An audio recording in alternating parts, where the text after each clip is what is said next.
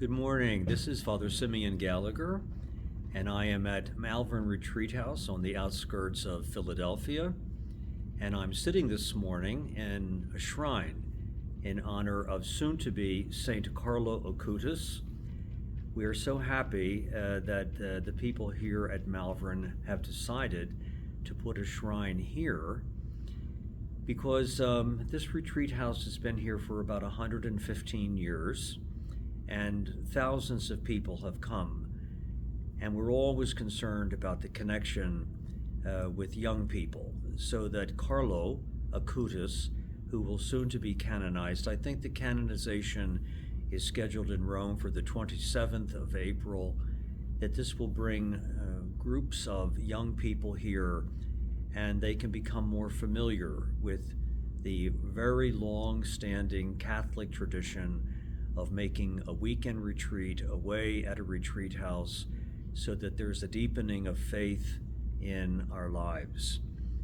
So I'm happy to be able to say a few words from this little shrine in honor of Carlo Acutis.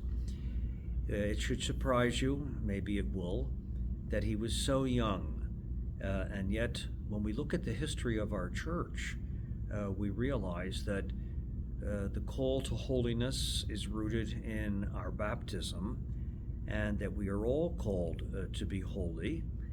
And in the history of the church, there have been many, many young people who have become saints, not the least of which would be people like Maria Goretti, who died as a martyr, Saint Therese, commonly called the Little Flower, who was only 15, if I'm not mistaken, when she went into the convent in France and became a Carmelite nun, left behind a marvelous book called The Journal of a Soul, the story of a soul, that has edified the world ever since.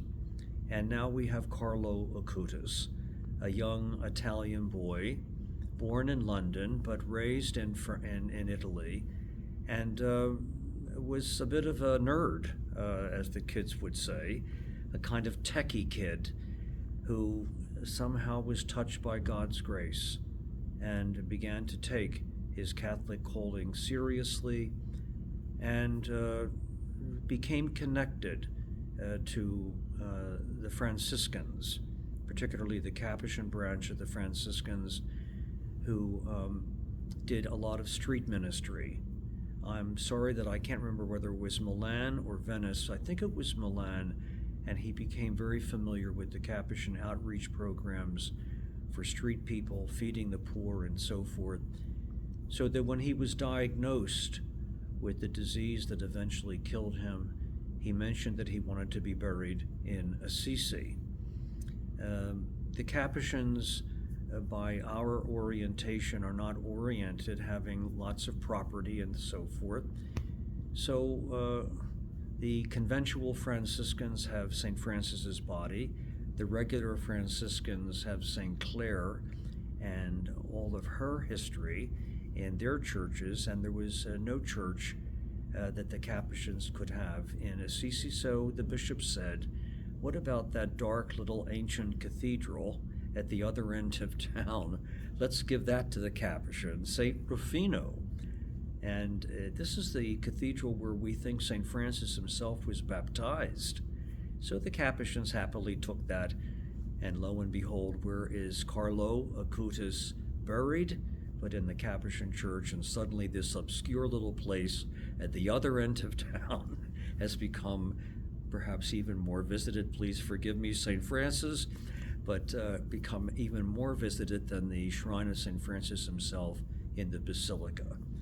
Kids are coming with their backpacks and so forth and their walking sticks and discovering this is their saint, someone in their own age category. God touches us at every age, and thanks be to God we have that call to holiness rooted in our baptism, and saints like Carlo Acutis who help us see that in the flesh.